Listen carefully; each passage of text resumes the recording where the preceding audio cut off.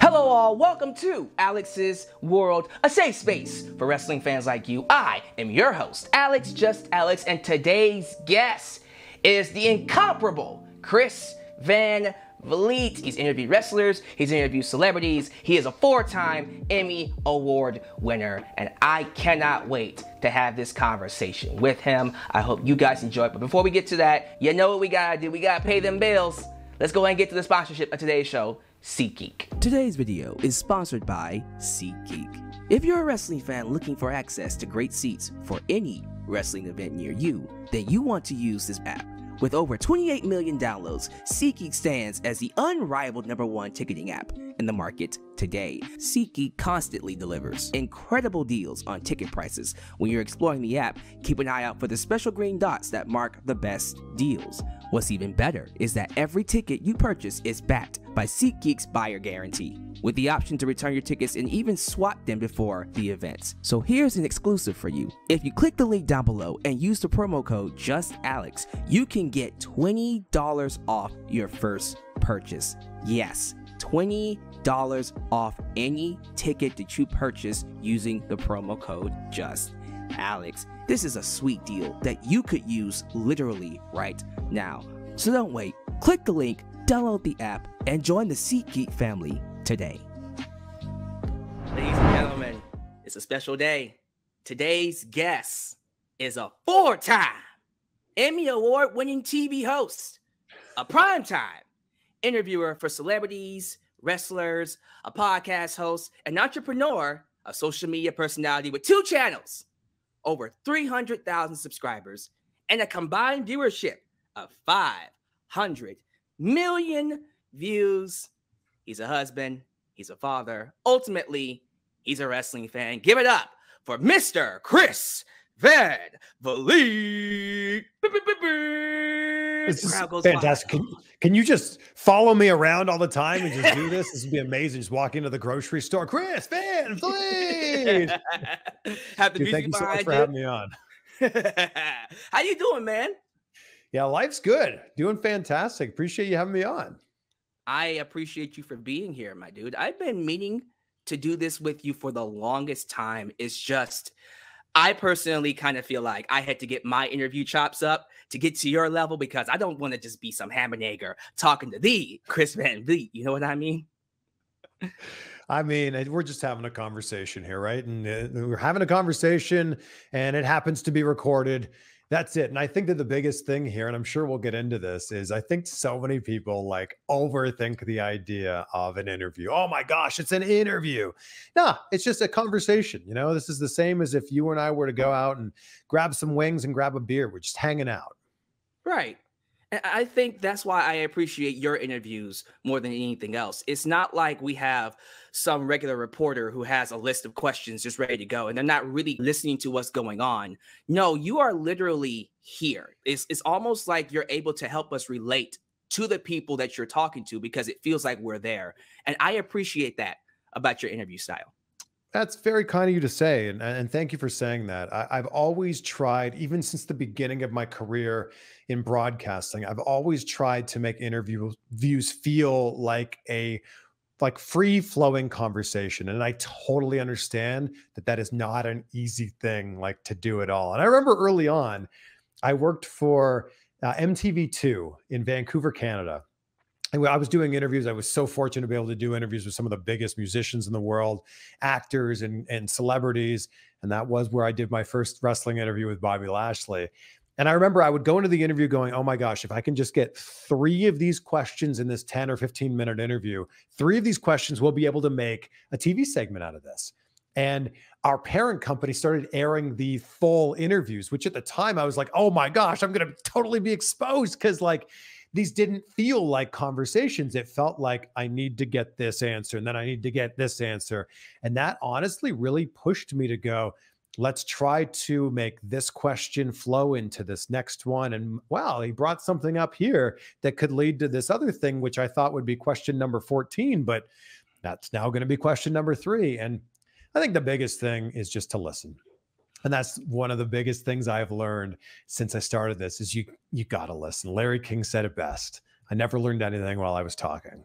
And you know what? Because of what you've done, you can sit here before me and say you are I gotta say it again, 4-time Emmy award-winning TV host. Bro, honestly, I wanted to bring in something like a DDP. My boy Chris Van Vliet, he's standing tall, he's looking good. He ought to be in Hollywood. But I'm like, wait, he's already in Hollywood based off of his celebrity interactions and stuff. Dude, that's amazing. 4 Emmys? Like, think about that, man.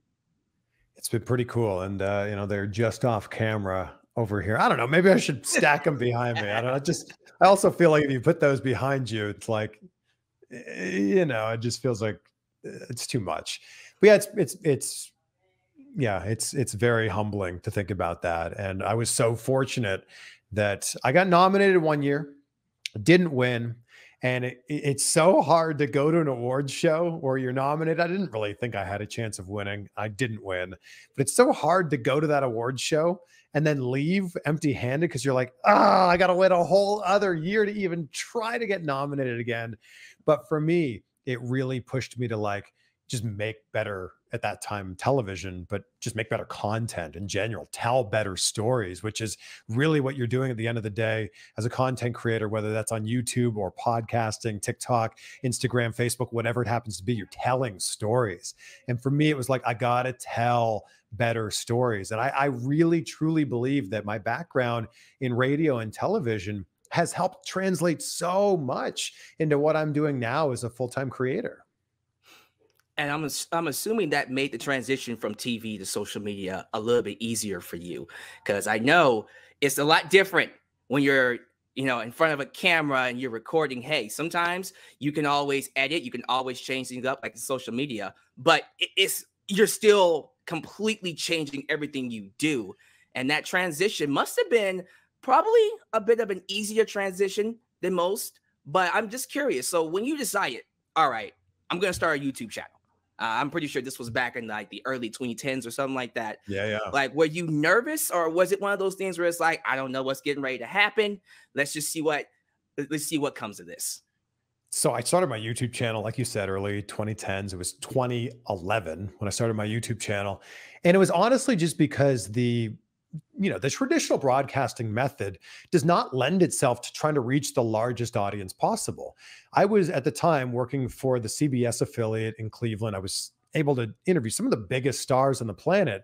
But the way that the television model was set up is you would only see that interview if you happen to be watching Channel 19 on that Tuesday at exactly 4:17 p.m. when that segment aired. And by the way, it was a 10-minute interview, but we only showed you, 90 seconds of it or something like that.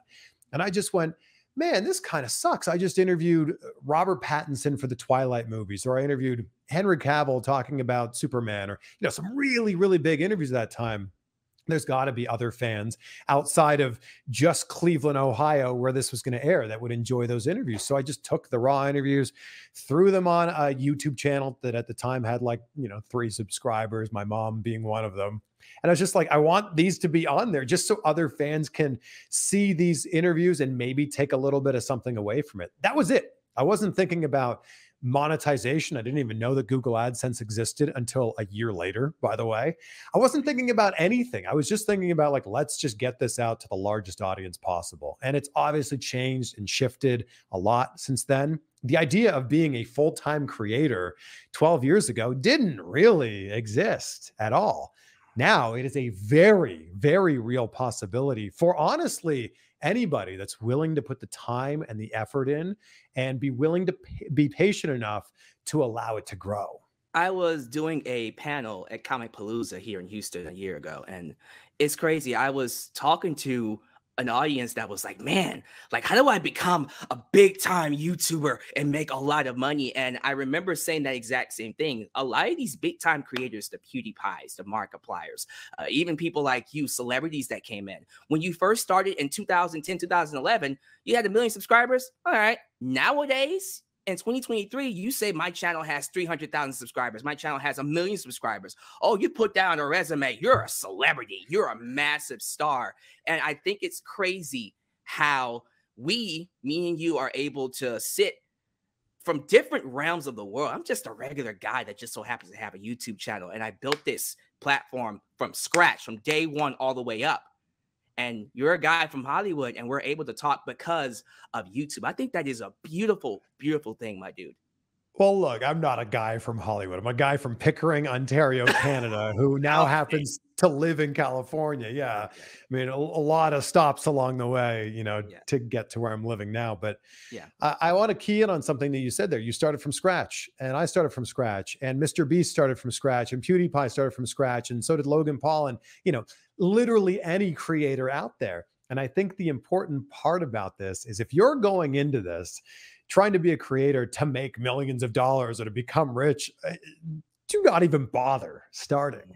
You need to go into this because you love creating content. You love telling stories. And early on, you love every aspect of it, because probably early on, you're going to be shooting it and editing it and producing it and uploading it and trying to promote it in some sort of way. So you've got to love that entire process, because it probably, will be a while until you're able to have the resources to bring on an editor who is far more talented than you, so you can focus on some of the things that you're better at. But I just love that we're living in a time now, and I feel like we're really early on in the creator culture right now. We're really early on right now. And I think that it's starting to kind of flip, where people are watching more YouTube or more podcasts than they are television. But I still think we're in such an early phase right now. And I'm so excited for what's next. You are probably one of the most humblest people I've ever met. And I say that when I look at your accomplishments. Once again, you're not just, yes, I'm very understanding of the whole idea. I know where you come from, remember your roots. But my dude, look at your accolades. You are a man that has over 300,000 subscribers on not one, but two channels, 500 million views. You have worked for years, over a decade, to get to where you are. And usually a person that has those accolades will have a bit more of a chip on their shoulder. I got here. I deserve respect. I demand respect. I command respect. I'm still Chris Van Vliet, the homeboy from next door. And I think that's such a great quality to have, because not a lot of people have that. Man, I appreciate you saying that. I just think that at the end of the day, we're all doing the same thing here. If you're in the creator world, right? There's always going to be somebody better. And I think that that's something that's really important to Wow. remember. It's always going to be somebody with more subscribers, or there's always going to be somebody whose video that comes out today gets more views than your video that comes out today.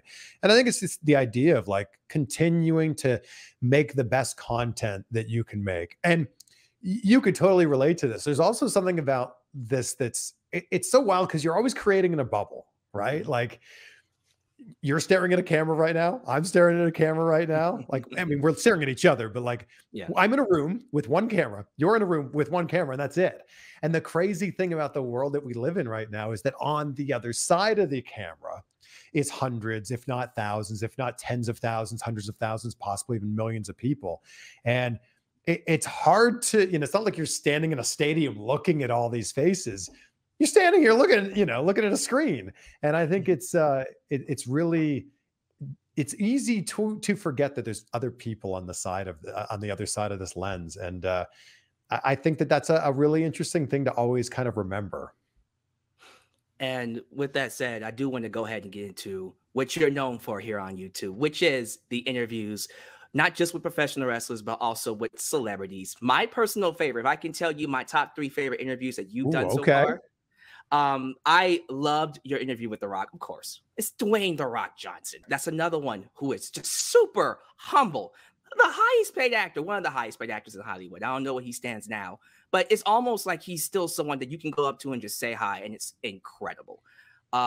This is going to come out of left field. Your interview with Austin Aries, Wow. It was almost like there was some tense moments in there, but you were able to mitigate it in a way where it didn't get too crazy. That guy's a hot button. Let's just be real. That was definitely an interview that people had an opinion about before it even came out. Like when I posted a photo, like this interview's coming up, there were already people that were like, well, I'm unsubscribing now, or I'm not going to watch this interview. It's like, hey, everybody's got a story. Like, at least wait to hear his. And then, sorry, no offense, but you getting chopped 20 times. Yeah. By students during your interview with, I believe that's Sean Spears and Tyler Breeze. Man, I don't know if I could sit there and let 20 people chop me, but you are someone that loves the wrestling business. And it's good that you were able to experience that, because people need to understand that what these guys do, this is real to them. You know what I mean? Absolutely. And I think that this is the interesting thing about pro wrestling is if we're watching a basketball, there's a pretty good chance you've shot a basketball before you've dribbled a basketball. If we're watching a football game, there's a pretty good chance you've thrown a football with your buddies. If we're watching baseball, you've played catch, you've gone to the batting cages, whatever.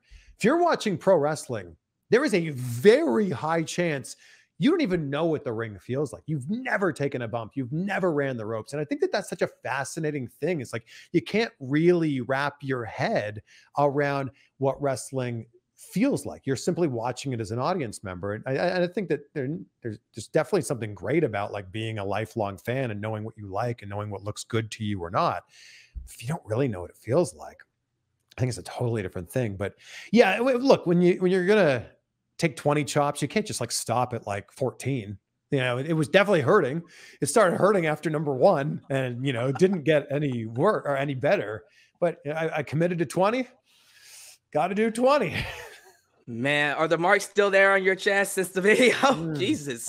It's been 3.5 years now. They just started to go away. No, in all honesty, they were there for 6 days. So it went from, you saw it. And when I took that photo in the thumbnail, that was at its peak. Its peak of like the skin just about to break. It's red, it's pink, it's purple, it's bruised, it's welted. The next morning I woke up and it was more of like just bruises. And then it got to like this yellowish, brownish bruise that was just handprints all over my chest. But, you know, with that said, I would do it again. I would do it again. I have to imagine that for the wrestlers it's even more addicting because that's what they do 24/7. That's incredible, man. And I'm happy you got a chance to experience that. I do gotta ask you this because as someone that is doing the interviewing, I have this thing where I get super nervous before every single one. And it could be you, it could be a wrestler, it could be just a regular person, whatever it is. I go into the interview thinking, all right, I gotta make sure that I'm clear. I don't want them to be caught off guard with no questions. Was there ever a point in time where you were about to interview someone and you were just like super nervous? You was just like, oh man, I don't know if I'm going to be able to do this, you know? Yeah, I think there's definitely times where it's not nervous about the interview. It's more nervous about like, am I going to get everything that I need here? Like, especially when you're doing a celebrity interview and they're promoting a movie, you've got 4, maybe 5 minutes to do an interview with somebody. It's like, oh my gosh, I've got to like tick so many boxes off when I go in there. Like you got to go in right off the bat, try to build some sort of rapport so that like your questions flow naturally. And maybe you get something out of them that you haven't heard from them before. That's where I get more nervous of like, I don't want to get some boring interview or like, man, I've been working so hard on like the phrasing of this question. And like, I don't want it to fall flat. That's where I get more nervous. Although there's definitely been times when, you know, you're standing outside of a room and there's a legend's name on the door and you're like, oh my gosh, Meryl Streep is on the other side of this door. Oh my gosh, George Clooney's on the other side of this door. Oh my gosh, Steven Spielberg's on the other side of this door. And I just watched them walk down the hallway 45 minutes ago. And now I'm about to do this interview with him. That's where the nervousness comes, probably just from like the anticipation of it. I'll give you a great example of this. So when I interviewed, The Rock was number 1 on my list. And when I got to interview The Rock for the very first time, I was like, amazing. He's everything I wanted him to be and more. They say don't meet your heroes, but if your hero is Dwayne Johnson, try to meet your hero because he's awesome. After I interviewed The Rock, I was like, the next person that I would love to have a conversation with is Tom Cruise. I have such a respect for the movies that he makes, and he's like truly is the last remaining movie star that we have. And I interviewed him for the last Mission Impossible movie, Mission Impossible 6, Mission Impossible Fallout. And it was in Paris. The Eiffel Tower was right behind us. It was on the red carpet for the premiere of the movie. And what made me nervous there is he comes onto the red carpet and then I'm like, I don't know, maybe 20 people down, 20 journalists down in the line. So he starts at the first one and then works to the second, third, and so on. You start to get nervous when he starts to be like, you know, now he's 4 people away. Now he's 3 people away. Now he's 2 people away. Oh my gosh, he's right next to us. He's talking to my friend. Oh my God. Now he's coming over to me. That's where the nervousness comes of like the anticipation building up to that. And then he gets to you, and you're just like, why was I nervous to begin with? He's a cool guy. Tom Cruise? Oh, my God. Yeah, seriously. And I think there's a really big thing in any sort of, it doesn't need to be an interview, just in any sort of interaction with anybody is people very often will match the energy that you have. So if you've got like a nervous energy, I just can't imagine the interview going super well. So if you got, he comes in with a calm, cool energy, kind of helps you be a little bit more calm and cool. And yeah, that's definitely one of my favorite interviews I've ever done. If I was to ask you your top 3, maybe let's go 5. Top 5 favorite interviews that you've done. You've already said Dwayne. You've already said Tom Cruise. What other 3 interviews come to mind where you're just like, God, I am proud of that interview? Yeah, so Rock for sure, number 1, mainly because of what The Rock meant to me growing up. Like I was such a big Rock fan in the Attitude Era. I remember dressing up as The Rock for Halloween one year. I would ask people questions in high school just so I could shout, "It doesn't matter what you think." You did that to him too. I remember that. That was hilarious. So The Rock, for sure. Tom Cruise, just because of, who he is. And then, man, the other 3, it's so difficult. It's like choosing your favorite child. Although for me, I only have one child right now, so that's an easy pick. Logan is my favorite child. I'd say the first interview I did with DDP was just such a special one. And he was episode number 500 of my podcast recently. And he's so kind. He's so nice. He is so giving and so caring. We've all heard the stories about him and, the late great Scott Hall. We've heard the stories of how, Jake the Snake Roberts is still alive because of, the great work that Dallas has done. But that's how Dallas treats everybody. And long story short, we met in the craziest series of events to come together. Basically, I checked into a hotel in Los Angeles before I was living here. And I just checked into this hotel. I'm like unpacking some things and I hear someone at the door trying to open the door. And I'm like, this is weird. Maybe it's like housekeeping and they don't know what's going on here. Don't know I've checked in. It keeps going. They're like, I can't get into this. Oh my gosh. And I hear all this noise. So I'm like, I'm going to go over to the door and let them know, hey, you're in the wrong room. Like, see ya. I look through the peephole and I'm like, is that DDP? And here's Diamond Dallas Page. He thinks that he's in my room. He's gotten off at the wrong floor. And what are the odds, right? Of all the hotels in the world, of all the rooms in the world, it's my room he's trying to break into, and I'm a pro wrestling fan. So I'm like, hey, you're in the wrong room, but I'm a big wrestling fan. He's like, bro, I got to go pee so bad. So he comes in, he goes to the bathroom, he leaves all his stuff there. Long story short, I ended up interviewing him right then, right there. Just turned on the camera, 45-minute interview. It's on my YouTube channel if you want to check that out. And from that moment on, we've been friends. And he's so good about just calling and checking in. Just, hey, bro, it's been a while. Just want to see how you're doing. So that's definitely on the list of like one of my favorite interviews, just because of, everything that comes together because of that. So that's one of them. I also would have to say the interview I did with Chris Jericho in the backseat of his car, which was right after he signed with AEW. It was the first interview he did after signing with AEW, which was massive news in 2019 because he was always a WWE guy through and through. And then he makes this announcement to go to AEW and people are like, what? This is why? Like, what's the decision here?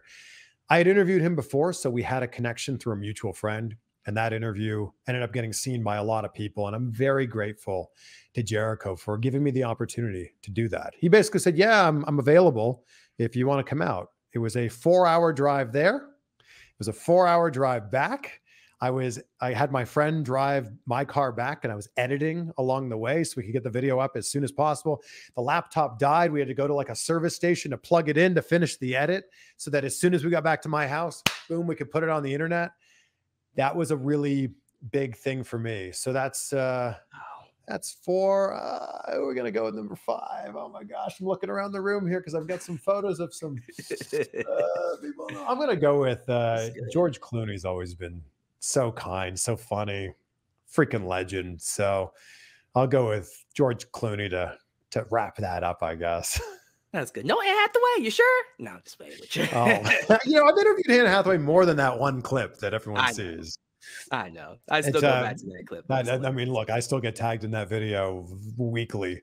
Yeah, yeah, it's so funny.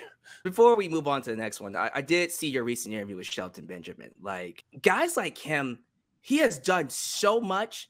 And we would all say he should have been a world champion. He should have done this. He should have done that. He's just grateful. And that word grateful that you use a lot, it's almost like that's almost something that comes across with these wrestlers. Like, look, we're just grateful to have this job. We're just grateful to do what we want to do. We're not trying to be the Stone Colds or the Rock. It'd be nice if we got it. But I think we as fans want them to have like the biggest run in the world, like, oh, multiple time world champion. When some of them are just like, man, look, I am living the dream, being able to perform, put my body in your line for your entertainment, and you remember me for it. I think that's really cool.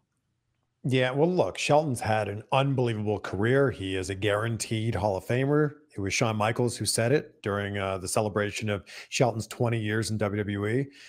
And I think that you look at a guy like Shelton, it's like, man, he's he's so talented. And you think just off the top of your head at like some of his highlight moments, of course, the springboard into the super kick, or sorry, it's not a super kick, it's sweet chin Sweet music. chin music. Yeah. Yeah. Running up the ladder. Like there's just so many incredible moments of his career and the sheer athleticism.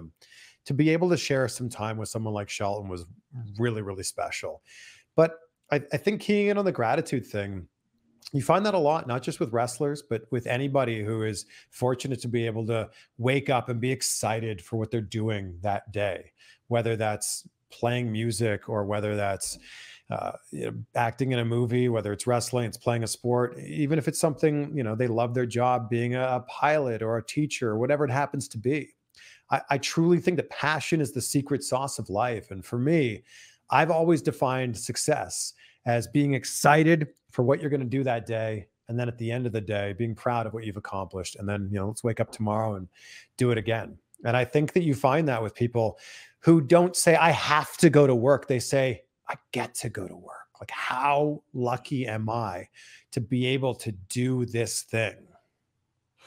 Man, that's such a beautiful thing to have. And please, I love that you asked that question at the end of every interview. Please don't stop doing that. It's always good to hear the wrestlers be grateful for something. You know what I mean?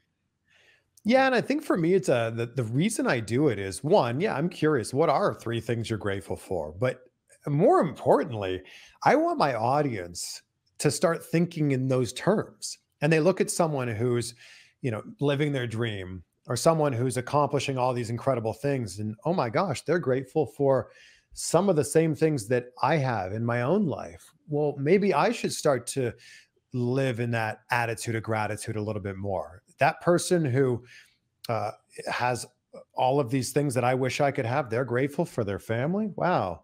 I'm grateful for my family too. They're grateful for their health. Wow. You know what? Now that I think about it, I'm pretty grateful for my health too. And I'm hoping that it shines a light on some of those things to make people realize that, yeah, you may not have everything.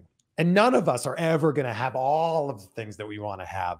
But man, when you really look at it, bare bones, you've got some amazing things in your life, some incredible blessings. And I think that sometimes it's important to just highlight some of those things. Are you ready to talk about some wrestling, my dude? Let's go. Let's do it. How's about we start with WWE? And honestly, the one person I want to talk about is someone that you interviewed just recently. He has become the talk of the town. I want you to say his name with me. L.A. Knight. Yeah. Man, he is a massive hit nowadays. Every time he appears, whether it's Raw or SmackDown, that music hits. It's Attitude Era reception. And I know you're a big fan, man. Talk about it. How does it feel to see him getting the love that he's been working so hard to get? I've known Sean for many, many years, and anybody that's known him or has been following his career for many years, you know how insanely talented he is. You know how hard he works, whether you know him as Eli Drake, you know him as Sean Ricker, his real name, or you know him as L.A. Knight. Yeah, you know how talented he is. And I'm so glad that he's finally getting that shine right now. And I can't wait to see what the rest of this year has in store for him, and then into next year as well. And sure, maybe he didn't win the Money in the Bank briefcase Sure, that US title tournament was booked very funny, in my opinion. I don't know how he lost the very first match there, but I digress. Mm-hmm. I think the fact that he is showing up on television every single week, I think shows that WWE is not trying to hide him. They're trying to showcase him. They're obviously making a lot of money off of his merch sales, and I know that he is as well. So good for him. And I'm just excited to see where this goes, because I said to him, man, you're red hot right now. And he's like, man, if I'm red hot, I want to be white hot. And I truly think he is white hot right now. There's nobody that is more over right now as we sit here in WWE than LA Knight. Did you see the criticism that he was getting about, well, there are elements of him that feel like The Rock or elements that feel like Stone Cold Steve Austin? Because to me, doesn't wrestlers do that all the time? Don't wrestlers take certain elements from people in the past, people around them, and just mold it into their own? I don't really see that as a bad thing. If anything else, the fact that we're comparing LA Knight to The Rock is a huge compliment. You know what I mean? Sounds like the greatest compliment. Like, imagine being a quarterback and people going, man, you play like Tom Brady, and be like, you're telling me I play like the greatest of all time? This is incredible.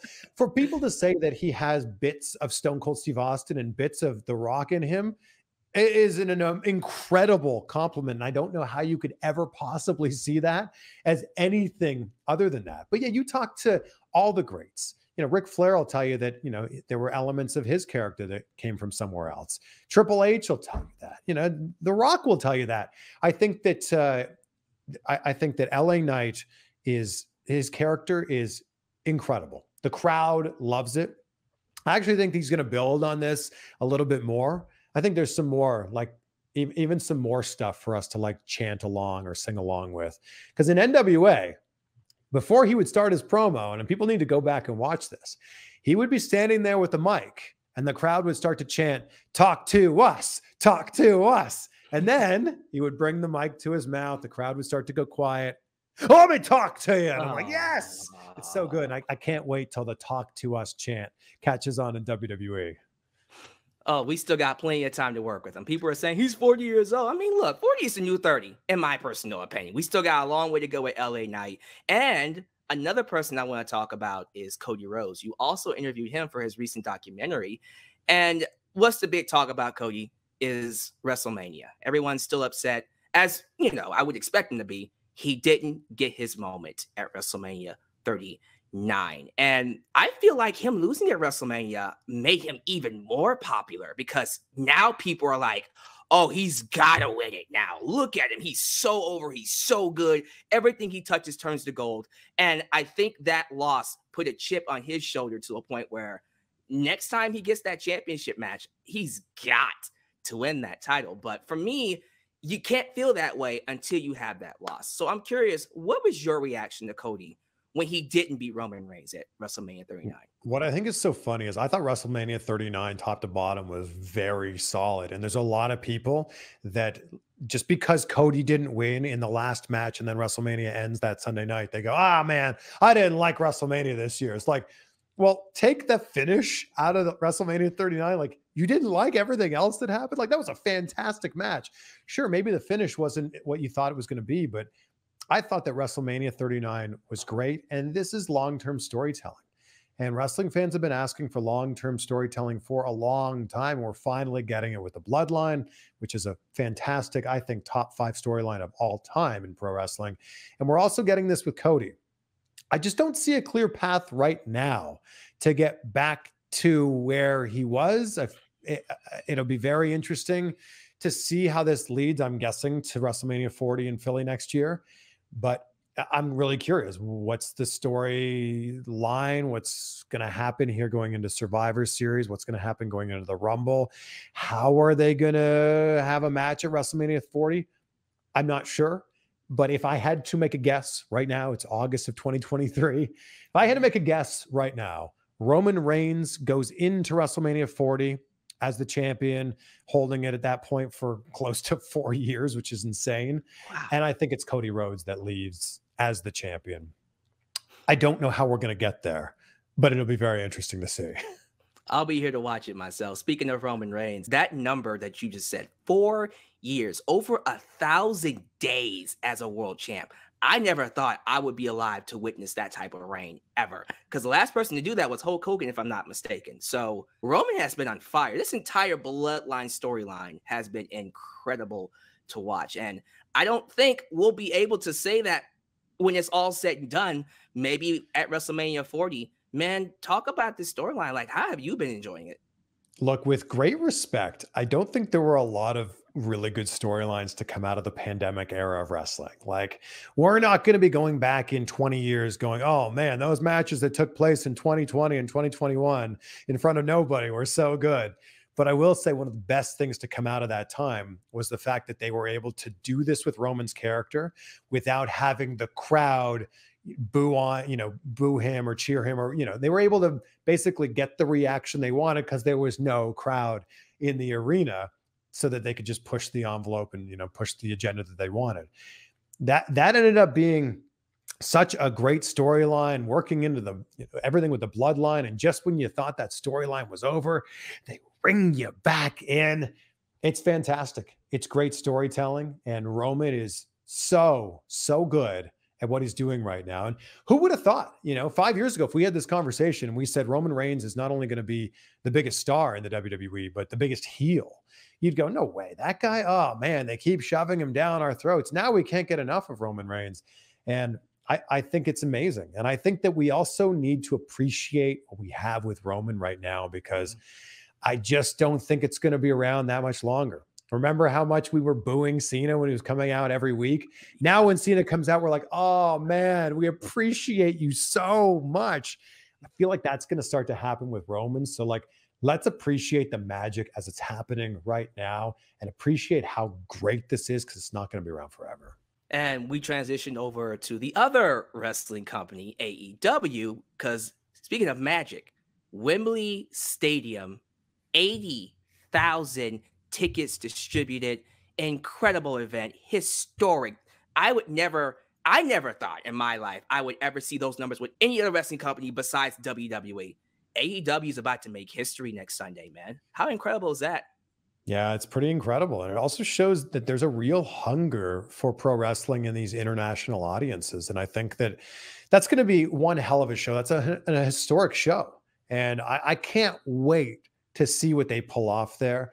And I think that this promo that we just saw with MJF and Adam Cole, it just shows that MJF is firing on all cylinders right now. I think that, I could be wrong, but I don't think so. There's no way that MJF leaves Wembley without the championship. He's just so hot right now, and everything he's doing is great. And man, congrats. I don't know the actual stats here, but this has got to be 3 times bigger than AEW's current largest show. And that's incredible. Hats off to them for, one, having the foresight to go, I think we could fill Wembley. I don't know if we can. I think we could. And then actually doing it, absolutely amazing. And I can't wait to see what the show looks like. If there's one person I could interview right now, and maybe you would like to say the same, is Tony Khan, because I would like to know what went into his mindset when he first booked this. Is it one of those things where he went in going, oh, we're gonna sell this out 1,000% all in because that's what it is? Or is it one of those things where it's like, you know what, let's see what happens. I'm just gonna book the event. Why not? Not really gonna expect much, because I don't think you would book it unless you're confident in your roster that you could sell that thing out. You know what I mean? And look, you got to give them a lot of credit, because they sold the bulk of those tickets without a single match that was announced. So they sold that just off of wrestling's really hot right now, and AEW is doing a lot of things right.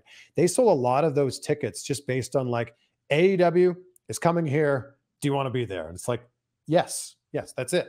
And I think you got to give them a lot of credit for that. They didn't go, AEW is coming here and you'll see this iconic match. It was no, are you in for wrestling in London? You are? Okay, great.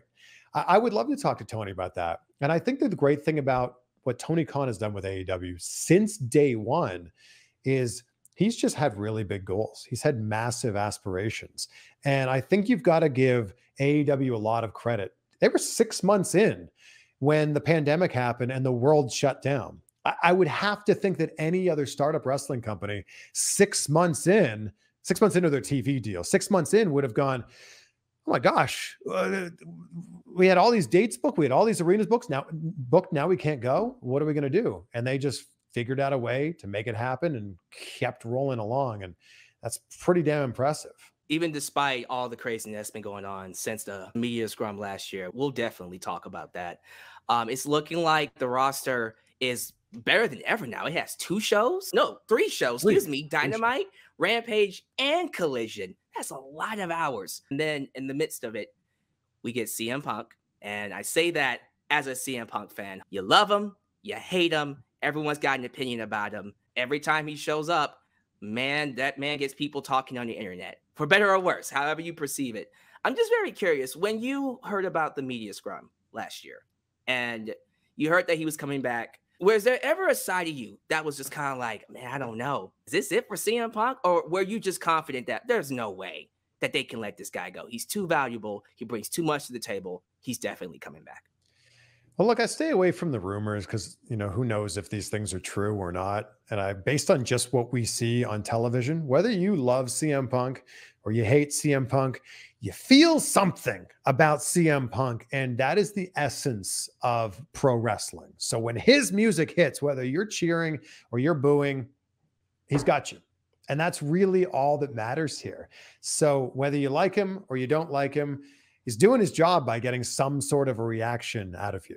And hopefully he continues to do that, because I think he's going to have a match at All In against Samoa Joe, which is a rivalry that spanned over, 20 years, since 2004? Incredible. That must be... Goes all the way back to Ring of Honor. That'll be a great match. This is stacking up to be a great card. And it's no secret I'm a big Will Ospreay fan. I can't wait to see Will Ospreay and Chris Jericho. It's going to be so good. I see a lot of people knocking that match because it's not Kenny Omega versus Will Ospreay, which, no offense, would have been a great match. Why do people not understand that Chris Jericho is literally one of the GOATs? Top 10 for me personally. He can have a great match with anybody. And it's the fact that he keeps reinventing himself at every stage of his career. When you look at everything that he's ever done, Y2J, Suit and Tie Guy Jericho, the Ocho, Painmaker. Of course, I'm missing a bunch of them in there, but every single time he's reinvented himself, he's gotten supremely over. So yeah, if you don't sleep on Chris Jericho, what are you doing, people? He's seriously one of the greatest of all time, and we're fortunate to be able to see him working right now. He's in great shape too for his age, and I say that wholeheartedly. And I would say the same thing about Billy Gunn, and especially Sting. How is he still working at the same level that he's worked all this time? Holy crap! I almost cussed in front of you. And it's amazing, and that's clearly a guy who doesn't need to do it, but he's doing it because he loves to do it. And I love to see that. I don't know how many more matches he has, but man, it's even the promo he cut on Wednesday on Dynamite. Like, it's just, you can tell that he just lives and breathes pro wrestling, and it's exciting to see. And I feel like we're at a great spot with AEW, and I think it's only going to get better, because once they hit this event and it's a success, and it will be a success in my personal opinion, that's going to, open up more doors, more opportunities for them to sell even more arenas and more stadiums. And I think that's going to be so good. There's one match though, and hopefully we'll get to it in the future, and I hope you agree. I think at some point in time, we have got to see CM Punk versus some version of the Elite, whether it's CM Punk versus Kenny Omega, CM Punk and FTR versus the Elite, whatever match you want to come up with. That's almost a match that needs to happen. And I think AEW would do nothing but benefit if they got it. You know what I mean? And if they could lean into the real life stuff that's gone on there, and look, nobody really knows what went on unless you were there to witness it and see it.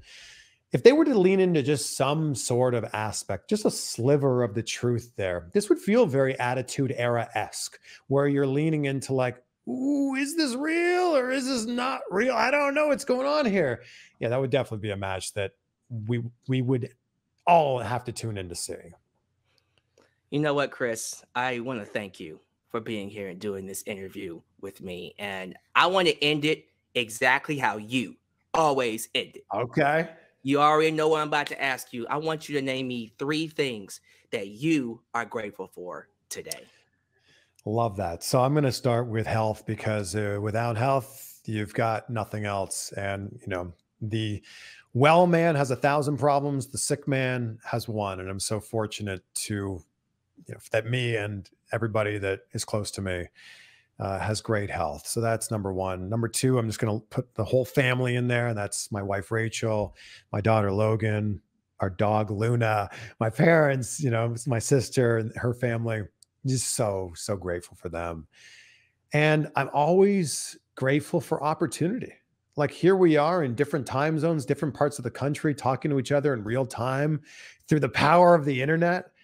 I'm super grateful for that. And thank you for having me on. And I just appreciate that, like, we now live in a time where if you are passionate about something, if you love something, whether it's pro wrestling or it's peanut butter and jelly sandwiches, you can make a living off of it if you try hard enough and you work hard enough.